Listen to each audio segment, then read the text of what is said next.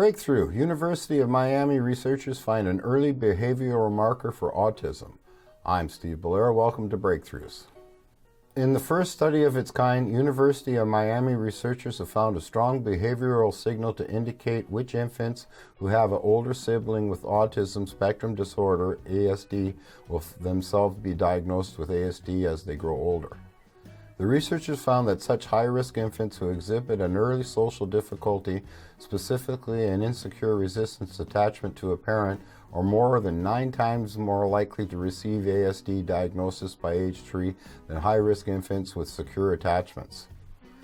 Early recognition of the insecure resistant attachment, measured by how 15-month-old babies react when they are briefly separated, then reunited with the parent, won't prevent a future ASD diagnosis, but the researchers said it could lead to interventions that help infants who will develop an ASD form more secure social relationships, which is often difficult for people with a neurodevelopmental disorder.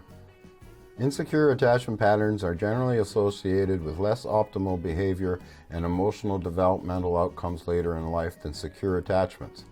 And there are critical interventions designed around attachment security, but not for infants at high risk for ASD, said Kathleen Martin, the lead author who initiated the research as a PhD candidate under the guidance of psychology professor Daniel Messenger.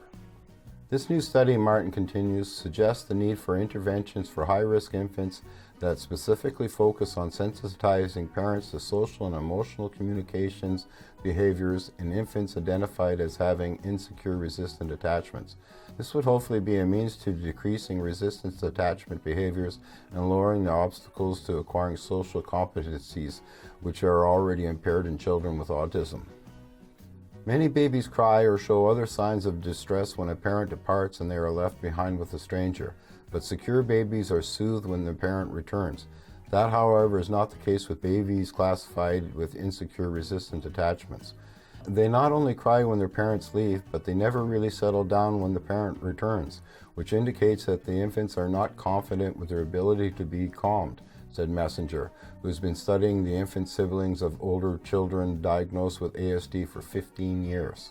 Recently published in the journal Developmental Science, the new study on how attachment security differs in babies who are later diagnosed with ASD builds on Messenger's previous research. In one prior study, he and his collaborators found that about 1 in 5 infants of siblings with ASD will also be diagnosed with ASD, which is why they are considered high risk.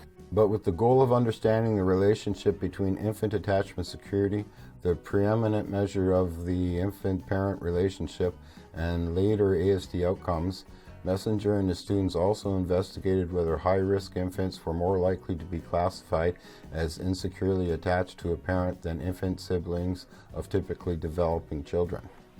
Although difficulties with social relationships are key to autism spectrum disorder, no previous study has assessed security attachments in infants with familial risk of ASD prior to their latest ASD diagnosis, which typically occurs after age 3.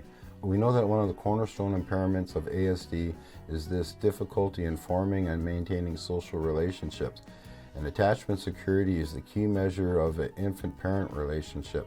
So it has made sense to look at how attachment security relates to ASD diagnosis, she said. That hadn't been looked at prospectively, so this is the first time we looked at it prior to ASD diagnosis. For the new study, they analyzed the attachment security of 95 infants who were classified by trained coders into 4 different attachment classifications when they were 15 months old. Then the researchers looked for a correlation between each infant's attachment classification and their ASD diagnosis, or absence of one, when the child turned 3 years old.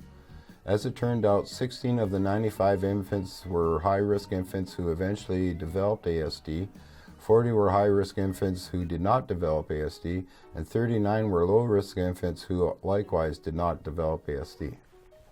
Recruited from one of Messenger's larger, longer-term studies, all 95 infants and one of their parents were initially assessed with the strange situation procedure, long considered the gold standard laboratory-based approach for measuring attachment security in infants. The procedure involves briefly separating infants from their mother or father on 2 occasions and assessing how they react during the parent's absence and upon their return.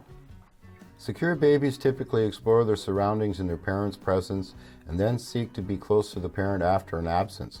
Those classified with insecure resistant attachments explore less and are not often comforted by the parent's return or soothing overtures. By matching the classifications for each of the 95 children with their diagnosis at age 3, the researchers determined that high-risk infants with insecure resistant attachments were more than 9 times more likely to receive ASD diagnosis than high-risk infants with secure attachments. There are a lot of questions about when early indicators of autism emerge, and this is a pretty strong risk signal at 15 months among children who have older siblings with ASD, Messenger said.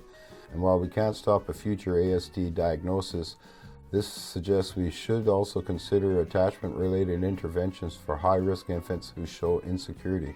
We don't do this at all right now. Wow.